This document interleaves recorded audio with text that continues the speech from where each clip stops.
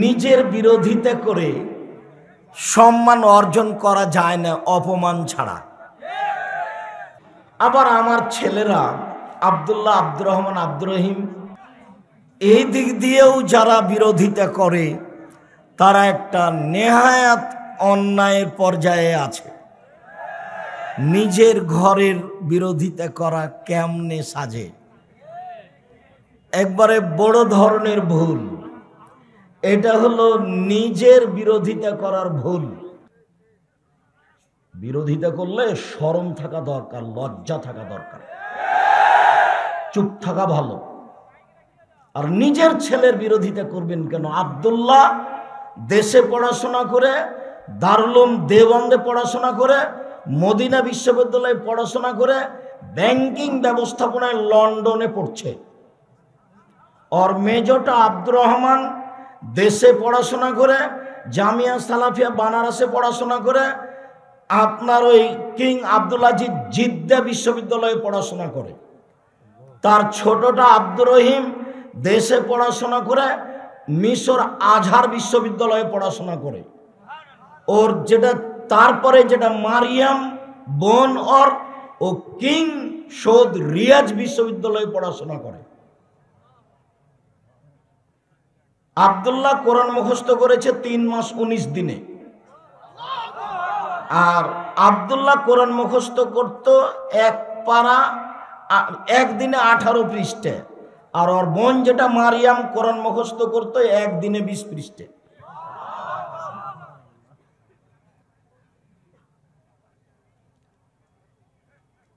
তার মা যেদিন থেকে বিবাহ হয়েছে, বিবাহের 11 দিন পর থেকে প্রতিষ্ঠান পরিচালনা করে। এখনো তার মা প্রতিষ্ঠানের প্রধান শিক্ষিকা। এদেশে 4টা বড় বড় মহিলা মাদ্রাসা আছে, তার পরিচালনা করে ওর মা। বাড়ি জান্নাতপুর, বাইশপুর। আমি আব্দুর রাজ্জাক বিন ইউসুফ 32 বছর থেকে বক্তব্য দিই। কতদিন থেকে? 32 বছর থেকে। 34 বছর থেকে শিক্ষকতা করছি। বুখারী মুসলিম পড়াই প্রতি বছর, এখনো পড়াচ্ছি। আজকেও বুখারীর দার্স দিয়ে এসেছি, বুখারী 2য় পাঠ। 26 বছর থেকে ফতোয়া লিখি 2 হাতে। 6 বছর থেকে ফতোয়া বোর্ড পরিচালনা করি। আমি মহিমাগঞ্জের লোকের সবার কাছের মানুষ। মহিমাগঞ্জ নয়, গাইবান্ধা নয়, সারা বাংলাদেশের কোন আহলে হাদিস এমন আছে যে বলবে মহিমাগঞ্জের মাটিতে এসে যে 32 বছর থেকে বক্তব্য দিচ্ছি, কোনোদিনও অপ্রয়োজনীয় বাক্য বলিনি। দেখি কোন মায়ের বেটা বলতে পারে? 32 বছর থেকে বক্তব্য দিচ্ছি, কোনোদিন মানুষের কাছে পথ খরচ পাথেও চায়নি। দেখি কোন মায়ের বেটা বলতে পারে? 32 বছর থেকে কোনোদিন কেসা কাহিনী বলিনি। দেখি মহিমাগঞ্জের কোন মায়ের বেটা বলতে পারে কথা যে কেসা কাহিনী বলিনি। 26 বছর থেকে 2 হাতে ফতোয়া লিখছি। এমন কোন মায়ের বেটা আছে মাটির উপরে বলে দিতে পারে যে 26 বছর থেকে হাতে কলমে ফতোয়া লিখছি? 6 বছর থেকে ফতোয়া বোর্ড পরিচালনা করি। বড় বড় বিদ্বান দেশ বিদেশের যারা ফতোয়া বোর্ডে আমার সামনে বসে, প্রতি মাসে আমি সেই ফতোয়া বোর্ড পরিচালনা করি। দেখি কেমন গাইবান্ধা গোবিন্দগঞ্জের আছে যে বলে দিতে পারে যে আমি 6 বছর থেকে ফতোয়া বোর্ড পরিচালনা করি। আমি আপনাকে জানালাম, আমার এটা প্রয়োজন ছিল না। আপনি যখন বিরোধিতা করে কোর্ট কাচারিতে, অফিস আদালতে কিছু বলেন, তখন আমি মনে করি যে আপনি নিজেকে অপমান করলেন। আর কোনোদিন এ কাজ করিয়েন না।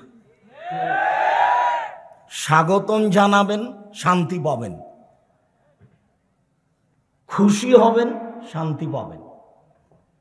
ভালোবাসা জানাবেন, শান্তি পাবেন। সারা এলাকার লোক নিয়ে এসে বক্তব্য শুনবেন, শান্তি পাবেন। বিরোধিতা করবেন, মাটিতে মিশে যেতে হবে। মাটিতে মিশে যেতে হবে। একদিন সাহস করে বলেন না দেখি যে 32 বছর থেকে বক্তব্য দিচ্ছি, কোনোদিনও অপ্রয়োজনীয় বাক্য বলিনি, কোনোদিন কেসা কাহিনী বলিনি। আজকের এই পরিচয়টা আমার প্রয়োজন ছিল না। আমি মনে করি এটা আমার জন্মভূমি নয়, একথা ঠিক, কিন্তু ছেলে মেয়ের দিক দিয়ে, আহল পরিবারের দিক দিয়ে, বিভাষাদের দিক দিয়ে, শিক্ষা দীক্ষার দিক দিয়ে এবং শিক্ষকতা করার দিক দিয়ে আমার জন্মভূমির চেয়ে অনেক উন্নত মানের জায়গা। কাজেই মহিমাগঞ্জের মাটিতে আমি সম্মান সহকারে বক্তব্য দিব না, আসতে পাবো না, কেউ বিরোধিতা করবে এমন পশু প্রাণীর মতো মানুষ আমি অন্তর থেকে ভালোবাসি না, চাই না। বেটা, কার তুমি বিরোধিতা করো? কি সাহস আছে তোমার? কি করতে পারো তুমি? আমি আব্দুর রাজ্জাক বিন ইউসুফ 4টা দেশে প্রতিষ্ঠান চালাই। জামিয়া সালাফিয়া ডাঙ্গিপাড়া পবা রাজশাহী, জামিয়া সালাফিয়া রূপগঞ্জ নারায়ণগঞ্জ ঢাকা, জামিয়া সালাফিয়া তেঘরা বিরল দিনাজপুর, জামিয়া সালাফিয়া 6 মাইল বাবুগঞ্জ বরিশাল। এইসব প্রতিষ্ঠানে 250 জন শিক্ষক শিক্ষিকা আছেন, যার প্রতি মাসে 30 লক্ষ বেতন লাগে। জামিয়া সালাফের পক্ষ থেকে মাসিক আল হিতেশাম পত্রিকা আছে, হাজার হাজার মানুষ এই পত্রিকা পড়ে।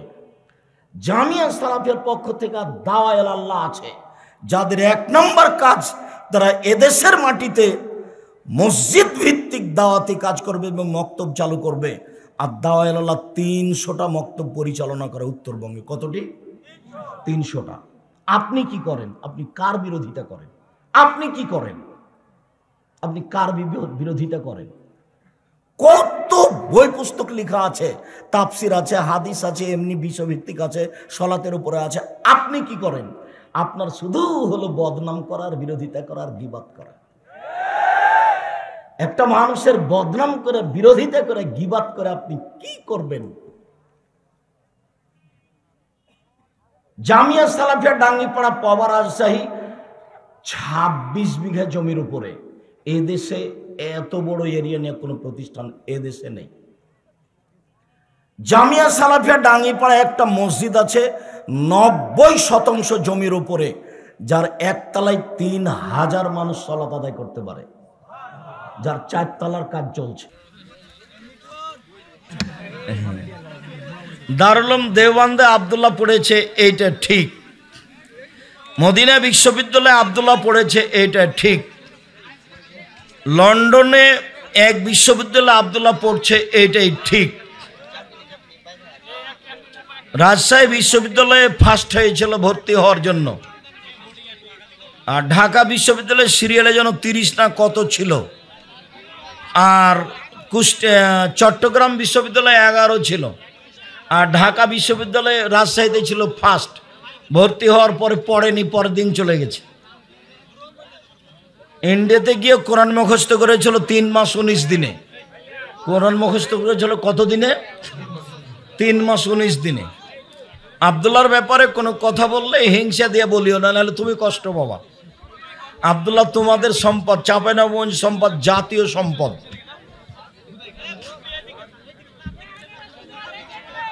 ও তো না, এখন বাংলা, ইংরেজি, আরবি, উর্দু, হিন্দি সব সমান তার কাছে।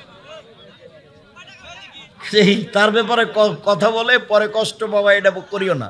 মনটা বড় করো, ওর জন্য দোয়া করো, এই মুহূর্তেই দাও। তখন আল্লাহ রসুল বলছেন তামুদ্দায়াদাইকা, এবার হাত উপরে করে দেন যত দূর যায়, এখনই দিতে হবে। তখন মিলে না ফাঁকা, এ কথা রাসূল সাল্লাল্লাহু আলাইহি ওয়াসাল্লাম বলেননি। তো কিভাবে শুরু, যেটা পরে বলছিলাম সেটা এখনই বলে রাখছি আপনার তাড়াহুড়ার জন্য। বুরায়দা রাদিয়াল্লাহু তাআলা আনহু বলেন, সামিয়া রাসূলুল্লাহ সাল্লাল্লাহু আলাইহি রাজুলান, একটা লোককে আল্লাহর নবী দোয়া করতে শুনলেন। লোকটা বলল, আল্লাহুম্মা ইন্নী আসআলুকা বিআন্নাকা আনতাল্লাহ লা ইলাহা ইল্লা আনতাল আহাদুস সামাদুল্লাযী লাম ইয়ালিদ ওয়া লাম ইউলাদ ওয়া লাম ইয়াকুল লাহু কুফুয়ান আহাদ। এই দোয়াটা পড়লো। তখন আল্লাহর নবী বলছেন, দা বে ইসমিহিল আযম। লোকটা ইসমে আজম দিয়ে দোয়া করেছে, লোকটা ইসমে আজম দিয়ে দোয়া করেছে।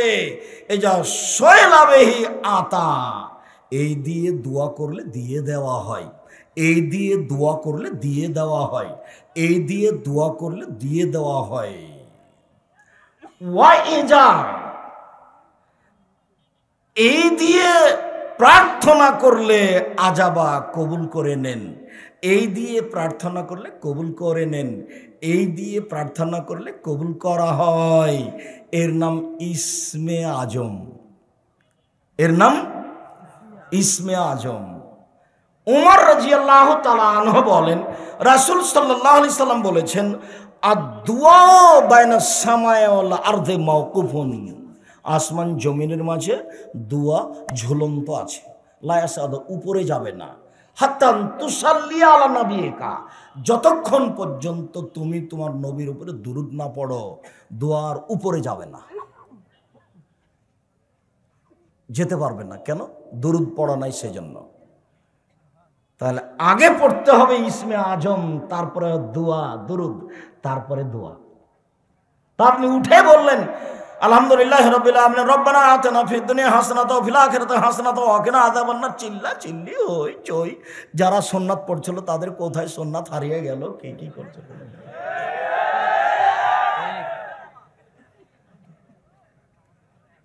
হাত তুলে দেওয়া ব্যক্তিগত ব্যাপার। এই ছেলে, এক খেলে আমার দিকে চেয়ে থাকবে, আপনি আমার দিনী ভাই, আপনাকে আন্তরিকভাবে অনুরোধ জানাচ্ছি, এক খেলে আমার দিকে চেয়ে থাকবেন, এমনভাবে বসে থাকবেন বা দাঁড়িয়ে থাকবেন পাখি যেন মনে করে আপনি পাথর। আর কেউ কারো গায়ে হাত দিয়ে অমনোযোগী হবেন না কোনো সময়। আমি আপনার জন্য এসেছি অনেক কষ্ট করে, ঢাকা থেকে বিমানে এসে রাজশাহীতে নেমেছি, রাজশাহী থেকে গাড়িতে আমি এখানে এসেছি। আগের দিন ছিলাম নাটোরে, বিমান ফেল করেছিলাম, গাড়িতে নাটোরে এসেছি, নাটোরে বক্তব্য দিয়ে ঢাকা গেছি, ঢাকায় পূর্ণ ক্লাস নিয়েছি। আজকে ক্লাস নিয়ে আরও কিছু কাজ শেষ করে বিমানের রাজশাহীতে এসে রাজশাহী থেকে এখানে এসেছি।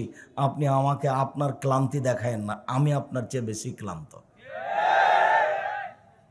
কাজেই দয়া করে কিছুক্ষণ অপেক্ষা করবেন। উপস্থিত বৈঠকের মুসলিম বোন, আপনার কাছে আমি লজ্জাবোধের দাবি রাখি, আপনি কারোর সাথে কথা বলবেন না। আর একজন মহিলা যদি আপনার গায়ের উপরে চড়ে চলে যায় তবে আপনি মুখ খুলবেন না। আপনি আমার দিনী বোন, আপনাকে আমি অনুরোধ জানাচ্ছি, তোমাকে চুপ থাকতে বলছি, যে কথা বলছো কেন? শরম পাও না? একটু শরম করো না কেন? ইতস্তবোধ করো না কেন? লজ্জাবোধ করো না কেন? পশু প্রাণী মনে করো নিজেকে? গরু ছাগল মনে করো? বুঝেও বুঝে না ওরা, অন্তর আছে বুঝে না, দেখেও দেখে না ওরা, চক্ষু আছে দেখে না, শুনেও শুনে না ওরা, কান আছে শুনে না। উলায়েকা কালানাম, তারা পশু প্রাণীর মতো, তারা গরু ছাগলের মতো, তারা কুকুর শ্রীগালের মতো, বালহুমাদাল, বরং তার চেয়ে খারাপ। মানুষকে আল্লাহ গরু ছাগল বলছেন, পশু প্রাণীর মতো বলছেন। নিজেকে মানুষ মনে করবেন, পশু প্রাণী মনে করবেন না। বক্তব্য শুনতে এসেছেন, কষ্ট হোক সৃষ্ট হোক, দেখতে পান আর না পান, কিছুক্ষণ অপেক্ষা করেন, এক পায়ে দাঁড়িয়ে থাকেন জায়গা না থাকলে। এখন তো এদের কাছে যদি জায়গার দাবি চান তো এরা দিতে পারবে না, অতএব সে দাবি চলবে না, যেটা হবে না। এসেছি কষ্ট করে, কিছুক্ষণ অপেক্ষা করি। আমার পক্ষ থেকে আপনাদেরকে আন্তরিকভাবে অনুরোধ রইল, সব কিছুই চাইতে হবে আল্লাহর কাছে। তাহলে এই চাওয়ার পদ্ধতি শেষেও বলবো, এখনো বলে রাখলাম, হাত তুলে চাওয়ার পদ্ধতি, স্বাভাবিক চাওয়া এইভাবে, এখনই দিতে হবে সেটা এইভাবে। আগে হবে ইসমে আজম, তারপরে দরুদ, তারপরে নিজের কথা যেটা বলতে চাচ্ছেন, চুপে চুপে কান্নাকাটি করে, দুই চোখের পানি ঝরবে। এবার চলেন, আবু হুরায়রা রাদিয়াল্লাহু তাআলা আনহু বলেন, গরম পানির ব্যবস্থা। আবু হুরায়রা রাদিয়াল্লাহু তাআলা আনহু বলেন, রাসূল সাল্লাল্লাহু আলাইহি ওয়াসাল্লাম বলেছেন, মান লাম ইয়াসআলিল্লাহ একযাব আলাইহি, কেউ যদি আল্লাহর কাছে না চায় তো আল্লাহ তার উপরে অসন্তুষ্ট হন। চাইতে হবে, না চাইলে আল্লাহ অসন্তুষ্ট হন। রাসূল সাল্লাল্লাহু আলাইহি ওয়াসাল্লাম বলেন, লাইসা শাইউন আকরামা ইনদাল্লাহি মিনাদ দুআ, দুআ, প্রার্থনা, চাওয়া কাজটা আল্লাহর কাছে যত প্রিয়, পৃথিবীর কোনো কাজ আল্লাহর কাছে তত প্রিয় নয়। 5 ওয়াক্ত সালাত আল্লাহর কাছে তত প্রিয় নয়, চাওয়া কাজটা যত প্রিয়। যদিও 5 ওয়াক্ত সালাত আদায় না করলে মানুষ মুসলমান থাকে না। 5-10 লক্ষ টাকা খরচ করে হজ করা কাজটি আল্লাহর কাছে অত প্রিয় নয়, চাওয়া কাজটি আল্লাহর কাছে যত প্রিয়। রমজান মাসে সিয়াম পালন করা দামি ইবাদত, এরপরেও কাজটি অত প্রিয় নয়, চাওয়া কাজটি তার কাছে যত প্রিয়। লাইসা শাইউন আকরামা ইনদাল্লাহি মিনাদ দুআ, আল্লাহর কাছে চাওয়া কাজটি যত প্রিয়, এরকম কোন ইবাদতই নাই তার কাছে তত প্রিয়। রাসূল সাল্লাল্লাহু আলাইহি ওয়াসাল্লাম বলেন, লাইসা শাইউন আহাব্বা ইলাল্লাহি মিন কাতরাতাইনি ওয়া ফারাইনি, দুইটি বিন্দু ফোঁটা আল্লাহর কাছে যত প্রিয়, এক ফোঁটা চোখের পানি আল্লাহর কাছে যত প্রিয়, এক ফোঁটা চোখের পানি আল্লাহর কাছে যত প্রিয়। পৃথিবীর কোনো কিছু আল্লাহর কাছে তত প্রিয় নয়। হজ তত প্রিয় নয়, দান খেরাত তত প্রিয় নয়। যদিও ইবাদতের জগতে ভিন্ন ধরনের শক্তিশালী ব্যতিক্রম ইবাদত হলো দান, এরপরেও এক ফোঁটা চোখের পানি আল্লাহর কাছে যত প্রিয়, পৃথিবীর কোন ইবাদত আল্লাহর কাছে তত প্রিয় নয়। তো সবাই মিলে যে এভাবে হাত তুলে হইচই শুরু করেছেন, কার চোখের পানি আসবে? চোখের পানির তো একটা পরিবেশ লাগবে। কি যে করলো, যেমন বললো আমিন তেমন সবাই লাফ দিয়ে উঠে গিয়ে সুন্নাত পড়তে লাগলো। কোথায় তাসবিহ তাহালিল, কোথায় জিকির আজকার? রাসূল সাল্লাল্লাহু আলাইহি ওয়াসাল্লামকে জিজ্ঞাসা করা হলো, আইয়ুদ দুআ ইয়াসমা ইনদাল্লাহ, সবচেয়ে বেশি কোনটা দোয়া কবুল হয়? তখন আল্লাহ রাসূল বললেন যে রাতে আর ফরজ সালাতের পরে। তখন ধরে নিয়েছে ফরজ সালাতের পরে, তাহলে সবাই মিলে হাত তুলে দোয়া করো। এই যে কবুল আব্দুর রাজ্জাক সাহেব বললেন, আল্লাহ নবীও বলছেন যে রাতে দোয়া করলে দোয়া কবুল হয়, ফরজ সালাতের পরে দোয়া করলে কবুল হয়। তো তুমি তো বেদাতি পদ্ধতিতে করছো, তোমার এই দিয়ে আর কোনো ইবাদতই কবুল হবে না, সবই বাদ। দোয়া কবুল হয় এ কথাই ঠিক, রাসূল যা বলতেন সেটা হয়, রাসূল যেভাবে করতেন সেটা হয়। রাসূল যেভাবে বলেছেন সেভাবে করলে হয়, যেভাবে করেছেন করতে বলেছেন সেভাবে করলে হয়। আমি নিজের মতো করলে হবে? আপনি যেটা করছেন সেটা এই উজ্জ্বল শরীয়তে স্পষ্ট বেদাত। 24টি স্থান আছে হাত তুলে দোয়া করার, 24টি খালি জায়গা। 32টা হাদিস আছে সহিহ হাত তুলে দোয়া করার। আইনে রাসূল সাল্লাল্লাহু আলাইহি ওয়াসাল্লাম দোয়া অধ্যায় বইটা দেখেন, নিজের ঘরের লেখা বই, নিজের ভাইয়ের লেখা, নিজের জামাইয়ের লেখা, নিজের ভগ্নিপতির লেখা, নিজের দুলা ভাইয়ের লেখা পড়ে শান্তি পাবেন। মনে একটা গৌরব থাকা দরকার, মনে একটা আত্মতৃপ্তি ভালোবাসা থাকা দরকার।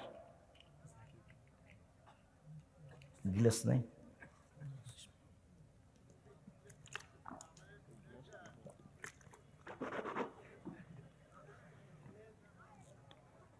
সম্মানিত দ্বীনী ভাই বোন, আবু হুরায়রা রাদিয়াল্লাহু তাআলা আনহু বলেন, রাসূল সাল্লাল্লাহু আলাইহি ওয়াসাল্লাম বলেছেন, মান ইউহিব্বু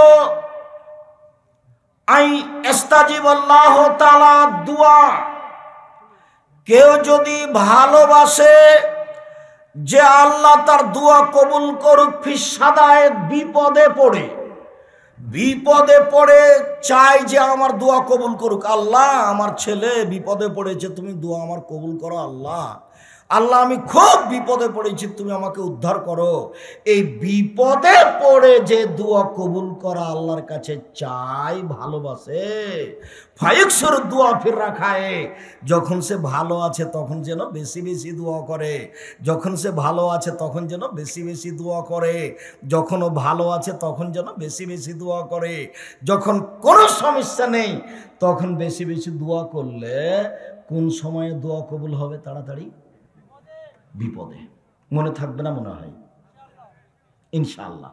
তাহলে ভালো অবস্থায় দোয়া করেন বেশি বেশি, তাহলে বিপদে পড়ে যদি বলেন আল্লাহ বিপদে পড়েছি বাঁচাও, তখন আল্লাহ কবুল করবেন।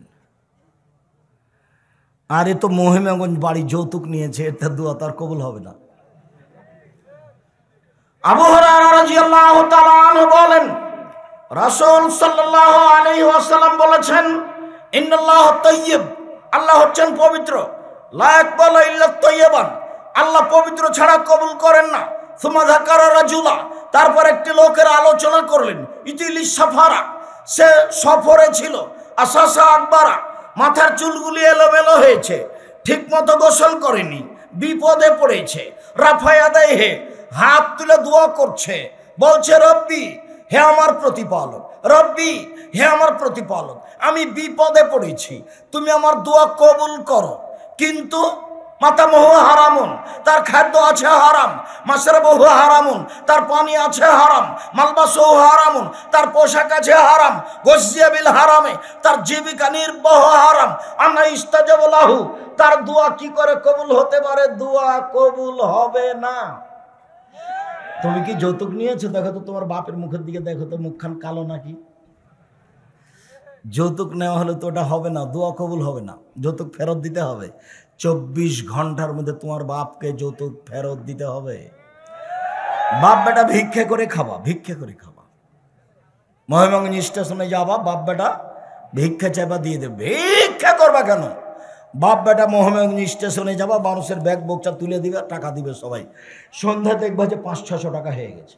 তোমার 500, তোমার বাপের 500, 1000। ভিক্ষা করে খাওয়া কেন? আমি ভিক্ষা করে খাওয়ার জন্য বলিনি, আমি বলেছি ভিক্ষা করা টাকা দিয়ে চাউল কিনে ইবাদত করলে, ভাত খেলে ইবাদত করলে ইবাদত কবুল হবে। যৌতুকের টাকা দিয়ে চাউল কিনে ভাত খেয়ে ইবাদত কবুল হবে না। এই যে বললাম, দেখি কোন মায়ের বেটা কিয়ামত পর্যন্ত সময় থাকলে এভাবে উল্টে ধরতে পারে। যৌতুক টাকা হারাম, যৌতুকের টাকা হারাম। শ্বশুরের কাছে যে টাকা নিয়েছে সেটা হারাম।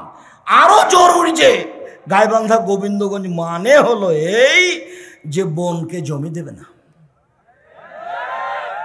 বোনকে জমি দেবে না। ভবিষ্যৎ কোনো সময় যদি বোন জমি চায়, তাহলে বলবে আর কোনোদিন বাড়িতে আসবি না, যা 500 টাকা দিচ্ছি, হাতে করে চলে যা, আর কোনোদিন এই বাড়িতে আসিস না। চাওয়া মানে সম্পর্ক ছিন্ন করা। এটা কাবিরা গুনহা, ওটাও কাবিরা গুনহা, এটাও কাবিরা গুনহা, ওটাও কাবিরা গুনহা। ওটা হারাম, আর এটা হলো হক নষ্ট। জাহান্নামে চলেই গেছে, তো ঢোকেনি কেন? মরেনি এই জন্য। দুটাই আজ থেকে ত্যাগ করতে হবে, দুটাই জরুরিভাবে ত্যাগ করতে হবে। হাত তুলে আপনি দোয়া করেন, না দেখেন বিদেশে আছে, হাত তুলে দোয়া করছে। রাসূল সাল্লাল্লাহু আলাইহি ওয়াসাল্লাম বলছেন, সালাসু দাওয়াতিন মুস্তাজাবাতুন, 3 শ্রেণীর মানুষের দোয়া কবুল হবেই হবে। 3 শ্রেণীর মানুষের দোয়া কবুল হবেই হবে। 3 শ্রেণীর মানুষের দোয়া কবুল হবেই হবে। 1, দাওয়াতুল ওয়ালিদ, বাপ মায়ের দোয়া ছেলে মেয়ের বিরুদ্ধে। 2, দাওয়াতুল মাজলুমে, মাজলুমের দোয়া, যার জমি দখল করে নিয়েছেন তার দোয়া, শ্বশুরের কাছে জোর করে টাকা নিয়েছেন তারই বদদোয়া। মাজলুমের দোয়া তাড়াতাড়ি কবুল হবে। 3, দাওয়াতুল মুসাফির, মানুষ যদি সফরে থাকে আল্লাহকে বলে, তাহলে আল্লাহ তার কথা মেনে নেবেন। এই দেখেন লোকটা সফরে আছে, লম্বা সফর, ঠিক মতো গোসল করেনি, মাথার চুল এলোমেলো, হাত তুলে দোয়া করছেন, আল্লাহ তুমি আমাকে বিপদ থেকে বাঁচাও, কিন্তু দোয়া কবুল হলো না। দোয়া কবুল কেন হলো না? খাদ্য আছে হারাম, পানি আছে হারাম, পোশাক আছে হারাম, জীবিকা নির্বাহ হারাম, আরো সমস্যা আছে, এলাকায় কিস্তি আছে, কিস্তিতে টাকা উঠায়, সুদ। তাহলে কিভাবে দোয়া কবুল হবে? আপনি নামাজের পরে তো বেদাত করে ঝরিটা তো হবেই না। রাতের অন্ধকারে যখন দোয়া কবুল হয় তখন করলে হবে না। দেখবেন রাতের 3 ভাগের 2 ভাগ পার হয়ে গেলে তো দোয়া কবুল হয়। এদিকে এদিকে দেখেন, এই ছেলে এদিকে খেয়াল করো। আবু হুরায়রা রাদিয়াল্লাহু তাআলা আনহু বলেন, রাসূল সাল্লাল্লাহু আলাইহি ওয়াসাল্লাম বলেছেন, ইয়ানজুলু রাব্বুনা তাআলা ইলা সামাইদ দুনিয়া হিনা ইয়াবকা রাসূলুল্লাহ ইলাল আখির। রাতের যখন 3 ভাগের 2 ভাগ পার হয়ে যায়, রাতের যখন 3 ভাগের 2 ভাগ পার হয়ে যায়, তখন আল্লাহ সপ্তম আকাশ থেকে প্রথম আকাশে নেমে আসেন। এই ছেলে, তোমরা যারা সহযোগিতা করছো মুখে কথা বলো কেন? মুখে কথা বললে এত বড় পরিবেশ তো কন্ট্রোল করতে পারবেন না। সবকে হাতের ইশারা করে অনুরোধ করে ঠেকাতে হবে। আর তোমরা একটু দেখো তো, এই মধ্যেখান দিয়ে লোক হাঁটতে পারছে কি করে? এই ছেলে, তোমরা দায়িত্ব পালন করছো, তার একজন ওইখানে দাঁড়াও তো, আর একজন এইখানে দাঁড়াও। এই মধ্যে যেন আর কেউ চলাচল করতে না পারে, এ রাস্তা বন্ধ করো। মহান আল্লাহ রাতে 3 ভাগের 2 ভাগ পার হলে সপ্তম আকাশ থেকে প্রথম আকাশে নেমে আসেন। নেমে এসে বলেন, মায়াদুনি ফাস্তাজিব লাহু, কে আমাকে ডাকে আমি তার ডাকে সাড়া দিব। মায়াসলনি ফাউতিয়াহু, কে আমার কাছে কিছু চাই, যে যা চাই তাকে তাই দিয়ে দিব। মায়াস্তাগফিরুনি ফাগফিরালাহু, কে আমার কাছে ক্ষমা ভিক্ষা চাই তাকে ক্ষমা করে দিব। এই ছেলে, ওই যে দুয়ার পাল্লায় পড়ে যে আমাদের বক্তব্য বন্ধ করছে, ওকে জিজ্ঞাসা করি তো কালকে সকালে যে আপনি ভোর রাত্রে উঠে আল্লাহর কাছে কি দোয়া করেন? আপনি কি তাহাজ্জুদ পড়েন? নামাজই পড়েন না। কত বেঢঙ্গা মানুষ, কত বেঢঙ্গা মানুষ দেখেন, কিছু বুঝে না, খালি বিরোধিতা। অন্তত আমি তোমার কাছের মানুষ, আমি তোমার ঘরের মানুষ, মুরব্বী আমি আপনার বাড়ির মানুষ, আপনি আমার শ্বশুরের সমতুল্য। আপনি মনে করেন যে আমি আপনার ছেলে, জীবন বাজিতে আমাকে স্নেহ করার চেষ্টা করবেন, শান্তি পাবেন। ফতোয়া জিজ্ঞাসা করবেন, আমি সম্ভবপর সঠিক ফতোয়া দেওয়ার চেষ্টা করব। আমি আপনার ঘরের ছেলে, 26 বছর থেকে হাতে ফতোয়া লিখি। কতদিন থেকে? 26 বছর থেকে, 2-1 দিন নয়। 26 বছর 2-1 দিন নয়। অতএব আমার ওপরে নিজের ছেলে হিসাবে সাথে সাথে আমি ফতোয়া চর্চা করি, মর্মে আমার উপরে আপনার ভালো ধারণা থাকা ভালো, ভালো ধারণা থাকা ভালো। এই দেখেন, রাতের 3 ভাগের 2 ভাগ পার হয়ে গিয়ে আল্লাহ প্রথম আকাশে নেমে এসেছেন। বলছেন, পৃথিবীর মানুষ, কে আমাকে ডাকে আমি তার ডাকে সাড়া দিব। কে আমার কাছে কিছু চাই, যে যা চাই তাকে তাই দিয়ে দিব। মায়াস্তাগফিরুনি ফাগফিরালাহু, কে আমার কাছে ক্ষমা ভিক্ষা চাই তাকে ক্ষমা করে দিব।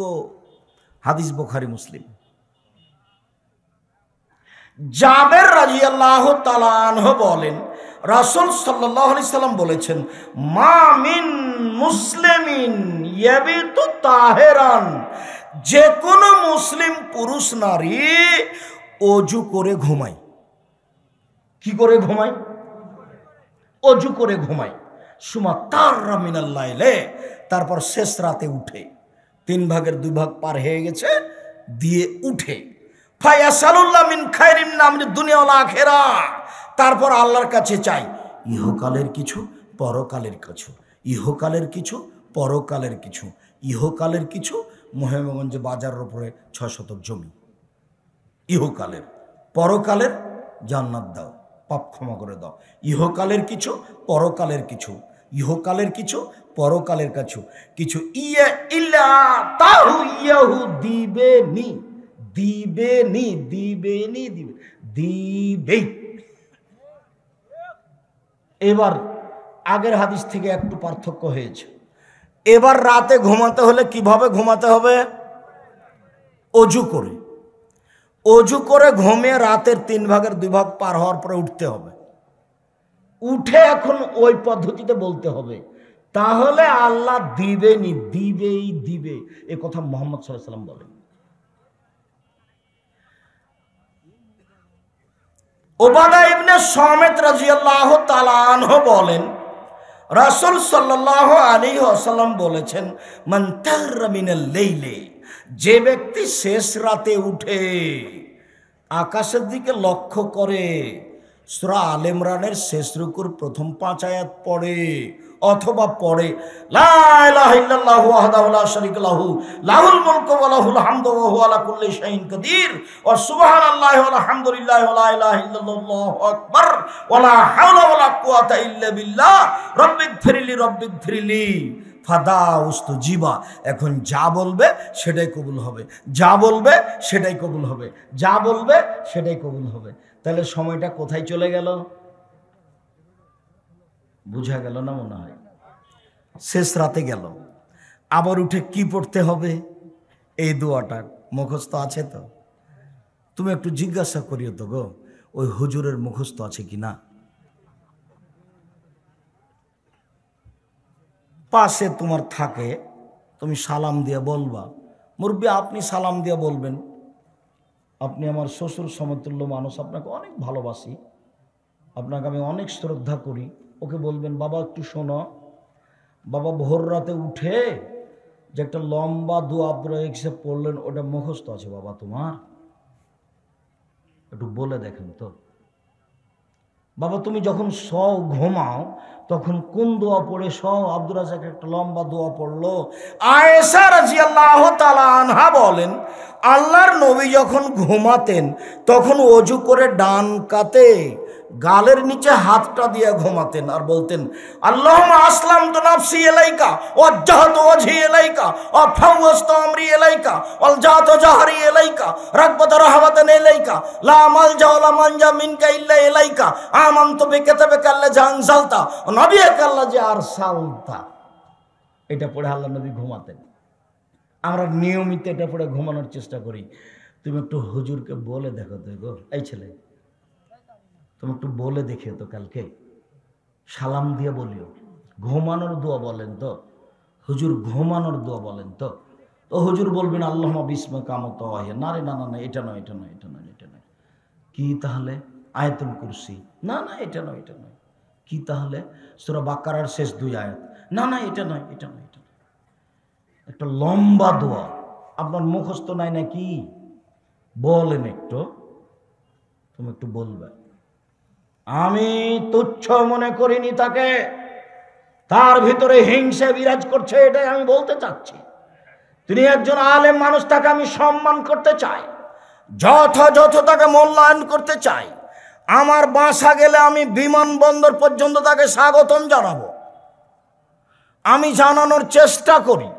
এই সম্মেলন 3 লক্ষ টাকা খরচ আছে প্রায়। জামিয়া সালাফিয়া ডাঙ্গিপাড়া সম্মেলনে 12 লক্ষ টাকা খরচ হয়। রূপগঞ্জ নারায়ণগঞ্জে 15 লাখ টাকা খরচ হয় একটা সম্মেলনে। আমি আলেম ওলামাকে বিমান যাতায়াত টিকিট করে দিই, গাড়ি থেকে বিমানবন্দর থেকে প্রতিষ্ঠানে নিয়ে আসি, 10 জন 15 জন করে তাদের সেবা করার জন্য লোক রাখি, কোনো প্রকার যেন অসুবিধা না হয়। এরপরেও তাকে একটা পর্যাপ্ত পরিমাণে টাকা দিয়ে দিই, যার কারণে যাতে করে ও মনে কষ্ট না পায়। তো তোমার হুজুরকে আমি বিমানবন্দর থেকে স্বাগতম জানাবো, আমার পক্ষ থেকে কোনো প্রকার সংকীর্ণতা নাই। আমি মানুষের জন্য দেউলিয়া হয়ে আছি, আমি নিজের কিছু করিনি, করাও প্রয়োজন মনে করিনি। দিনরাত জাতির সেবায় আছি, 24 ঘন্টা আছি। আমি তোমার হুজুরকে যথাযথভাবে সম্মান করতে চাই, লাফ দিয়ে উঠে আমি তাকে সম্মান জানাবো। মনটা একটু বড় করতে বলো, হিংসা কমাতে বলো, হিংসা করলে মান সম্মান খেয়ে যাবে, রক্ষা হবে না। আনাস রাদিয়াল্লাহু তাআলা আনহু বলেন, রাসূল সাল্লাল্লাহু আলাইহি সাল্লাম বলেছেন, লাইরুদ্দু দুআ বাইনাল আযান ওয়াল ইকামা, আযান ইকামাতের মাঝে দোয়া ফেরত দেওয়া হয় না। আযান ইকামাতের মাঝে দোয়া ফেরত দেওয়া হয় না। আযান ইকামাতের মাঝে দোয়া ফেরত দেওয়া হয় না। এই যে নুদি আলিস সালাতে ফতাতাবু সামায়ে, যখন আযান দেওয়া হয় তখন আকাশের সব দরজা খুলে দেওয়া হয়, উস্তিজিবাত দোয়াও। এখন যে দোয়া করা হয় সেটা কবুল হয়ে যায়, এখন যে দোয়া করা হয় সেটা কবুল হয়ে যায়। সম্মানিত দিনী ভাই বোন, একদা আল্লাহ নবী বলছেন, শোনো শোনো শোনো শোনো, যে আজান দিবে সে হবে কিয়ামতের মাঠে সবচেয়ে সম্মানী। শোনো শোনো শোনো, যে আজান দিবে তার আজান যত মানুষ, পশু প্রাণী, জীব জন্তু, কীট পতঙ্গ, পদার্থ শুনতে পাবে, সবাই বলবে, আল্লাহ লোকটা আজান দিয়েছে, ওকে ক্ষমা করে দাও, আল্লাহ লোকটা আজান দিয়েছে, ওকে ক্ষমা করে দাও। রাসূল সাল্লাল্লাহু আলাইহি ওয়াসাল্লাম বলেন, শোনো শোনো, একটা লোকের আজান শুনে যত লোক সালাত আদায় করবে, সবাই মিলে যত নেকি পাবে লোকটা একাই তত নেকি পাবে, সবাই মিলে যত নেকি পাবে লোকটা একাই তত নেকি পাবে। তখন সাহাবীগণ বলছেন, আল্লাহর নবী, ইন্নাল মুয়াজ্জিনিনা ইয়াফজলুনা, না মুয়াজ্জিনেরা তো সবই নেকি নিল, তা আমরা কি করব? আল্লাহর নবী, মুয়াজ্জিনেরা তো সবই নেকি নিল, তা আমরা কি করব? তখন আল্লাহ রাসূল বলছেন, আরে কুল মা ইয়াকুলু, মুয়াজ্জিন যা বলে সেটা তুমি বলো, মুয়াজ্জিন যা বলে সেটা তুমি বলো। ফাইজান তাহাইতা সালতুতা, যখন আজান শেষ হয়ে যাবে পিছে পিছে বলবা, এখন চাও, যা চাইবে তাই দেওয়া হবে, যা চাইবে তাই দেওয়া হবে, যা চাইবে তাই দেওয়া হবে। আমার চোখের দেখা আজান শুরু হয়েছে, তখন আমার শাশুড়ির পাশে আমার শ্বশুর আজান দিতেন, বিনা পয়সায় আজীবন আজান দিয়েছেন।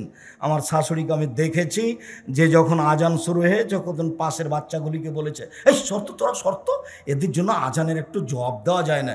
আমার শাশুড়িকে আমি দেখেছি সব কাজ বন্ধ করে এখন আজানের উত্তর দিচ্ছেন। আল্লাহ নবী বলছেন, আজানের উত্তর দাও, যখন আজানের উত্তর শেষ হয়ে যাবে এখন চাও, যা চাইবে তাই দেওয়া হবে, যা চাইবে তাই দেওয়া হবে। তুমি একটু বলে দেখিও তো আজানের উত্তর দেয় কিনা। বিসমিল্লাহ বলে দরজাটা বন্ধ করে কিনা, সালাম দিয়ে বাড়িতে ঢোকে কিনা, তার বউ যখন জ্বালানা বন্ধ করে ভাতের পাতিল ঢাকে তখন বিসমিল্লাহ বলে কিনা। শুনুন সম্মানিত দিনী ভাই বোন, আনাস রাদিয়াল্লাহু তাআলা আনহু বলেন, আবু হুরায়রা রাদিয়াল্লাহু তাআলা আনহু বলেন, রাসূল সাল্লাল্লাহু আলাইহি ওয়াসাল্লাম বলেছেন, পৃথিবীর মানুষ লা তাদুর আনফুসাকুম, নিজের জন্য কখনো বদদুয়া করবে না, ওয়ালা আওলাদিকুম, ছেলে মেয়ের জন্য বদদুয়া করবে না, ওয়ালা আমওয়ালিকুম, অর্থ সম্পদের জন্য বদদুয়া করবে না। নিজের জন্য বদদুয়া মানে হরে এত ঝামেলার মধ্যে বেঁচে থাকার চেয়ে না থাকাই ভালো, এটা হলো নিজের জন্য বদদুয়া। টাকা পয়সার ঝামেলা, এই ঝামেলা সেই ঝামেলা, মামলা মোকদ্দমা, ওইসব জমি জায়গা না থাকাই ভালো, এটা বলা হবে না। ছেলে মেয়ের জন্য বদদুয়া করা হবে না, ছেলে আমাকে মারলো, আমি ওকে জমি দেবো না, তোকে ত্যায্য পুত্র করলাম, তোকে ত্যায্য পুত্র করলাম, আল্লাহ ওকে ধ্বংস করে দাও, এরকমভাবে কখনো বলবেন না, ভুলেও বলবেন না। এক মিনিট,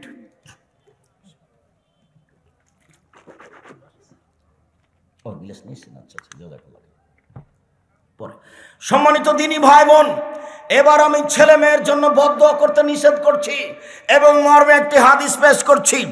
আবু হুরায়রা রাদিয়াল্লাহু তাআলা আনহু বলেন, রাসূল সাল্লাল্লাহু আলাইহি ওয়াসাল্লাম বলেছেন, মায়ের কোলে দুধ খেতে খেতে মাত্র 3 জন মানুষ কথা বলেছেন।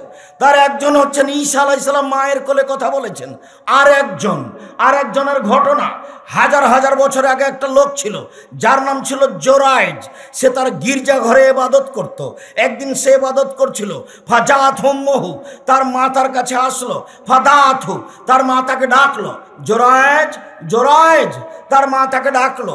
জোরাইজ বলল, উসাল্লি আও উজিবহা, উসাল্লি আও উজিবহা, মায়ের ডাকে সাড়া দিব না আমি সালাত আদায় করব, মায়ের ডাকে সাড়া দিব না আমি সালাত আদায় করব। এই ভাবতে ভাবতেই দেরি হয়ে গেছে। তখন তার মা রাগ করে খেপে গিয়ে বলছে, আল্লাহুম্মা লা তুমিতহা তুরিহু ওজুহাল মুমিসাত, আল্লাহ তুমি এই ছেলের মরণ দিও না পতিতালয়ের মহিলার মুখ দেখা পর্যন্ত, আল্লাহ তুমি এই ছেলের মরণ দিও না পতিতালয়ের মহিলার মুখ দেখা পর্যন্ত, আল্লাহ তুমি এই ছেলের মরণ দিও না মহিলাদের সাথে বদনাম হওয়ার পূর্ব পর্যন্ত। মা বদ্ধ করে চলে গেলেন। ফাতারাজাতুলাহু, একজন মহিলা চলে আসলো, ফাতাকাল্লামাতু, তার সাথে জেনার কথা বললো। ফাআবা, জোরাইজ অস্বীকার করলো, ছি ছি ছি ছি ছি, বলো তুমি কি জেনা মানে, ছি ছি ছি ছি কথা। ফাতাতির রাইয়া, মহিলা তখন সেখান থেকে চলে একটা রাখালের কাছে আসলো। ফাম সাকাতহু মিন নাফসি, সে মিন নাফসি নিজে থেকে তাকে খুব চেপে ধরলো, চেপে ধরে তার সাথে